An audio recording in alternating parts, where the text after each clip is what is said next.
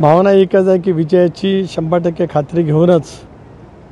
महायुतीच्या माझ्या सर्वच पक्षाच्या कार्यकर्त्या नेत्यांनी केलेली मेहनत, रायगड रत्नागिरी मतदारसंघातील जनतेने दाखवत असलेला विश्वास, यामुळे पूर्णपणाचा आत्मविश्वास आहे की दुसऱ्यांदा 32 रायगड रत्नागिरी लोकसभा मतदारसंघातून एनडीएच्या मार्फत सेवा करण्याची संधी मिळेल.